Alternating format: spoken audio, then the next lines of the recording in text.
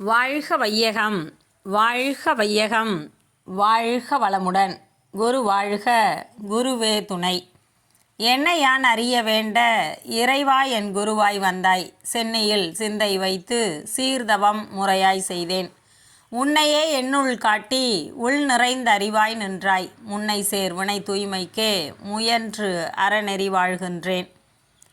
அன்பர்கள் அனைவருக்கும் எனது வணக்கங்களும் வாழ்த்துக்களும்.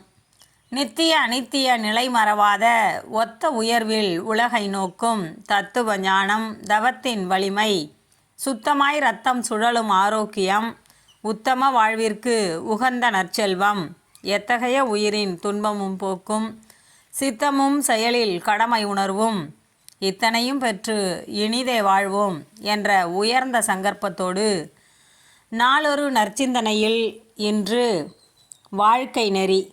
உலகில் பிறந்து வாழ்ந்த எந்த உயிரும் எக்காலத்தும் அழிவுறுவதில்லை.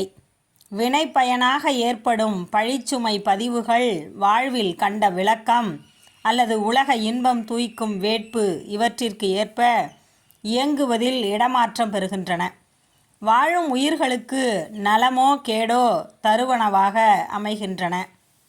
ஆழ்ந்து மனித சமுதாயத்தின் வாழ்க்கை நிலையை, அறிவு நிலையை சிந்தித்தோமானால் ஒவ்வொரு மனிதனுடைய உயிரும் இன்று வாழும் மக்களுடைய உயிரில் மலர்ந்து வீசிக்கொண்டிருக்கும் நினைவலைகளோடும் இதுவரையில் வாழ்ந்து இறந்து போன உயிர்களில் அடங்கியுள்ள ஆற்றலோடும் தொடர்பு கொண்டுதான் இயங்குகிறது என்ற உண்மை தெளிவாகும். அறிவில் விளக்கம் பெற்ற மகான்கள் உலக மக்கள் அறிவை தெளிவு வழியிலும் மற்றவர்கள் மக்களை மயக்க வழியிலும் செலுத்தி கொண்டே இருக்கின்றார்கள்.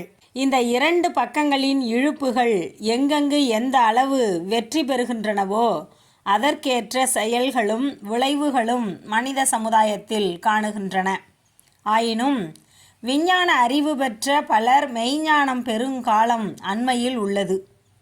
அப்போது எல்லா மக்களும் விடுதலை வழியில் வாழ்ந்து அமைதி பெற ஏற்ற சமுதாய வாழ்க்கை நெறி உருவாகிவிடும்.